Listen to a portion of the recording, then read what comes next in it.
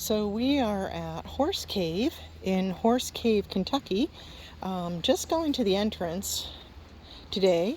This is also the home of the American Cave Museum, the American Cave Association Museum, and the museum is free and it's very well done. They obviously accept donations too, and the gal was very sweet and said, oh, by the way, you can walk down to the entrance of Horse Cave without even a ticket. And you get off the elevator, if you took the elevator like we did, and it's like what would you say, 20-30 degrees cooler down here. So here is the entrance to Horse Cave. You can see, I'm going to show you up.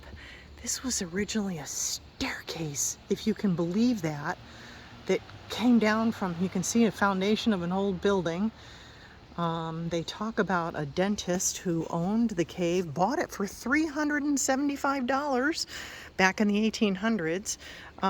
It's nice and cool down here, and considering that it's probably 85 or 88 degrees right now already this morning, this feels wonderful. So this is the entrance to Horse Cave. And we're going to just go to this little viewing thing here. You don't need a ticket to get down to just to the entrance and feel the coolness. But yeah, worth the trip for sure. The downtown of Horse Cave is very cute. It has a couple nice looking antique shops and also some little cafes and things like that. So this is the entrance. Very cool. This looks like it could have a little more water in it than Mammoth Cave did, the dry cave. But the exhibits in the museum are worth seeing, and they have a little gift shop, of course. Yes, very cool. And they do guided tours here. This one does have more of a river going through it, hidden river, where back in the original 1800s when they opened it up for tourists, they actually used to even have boat rides.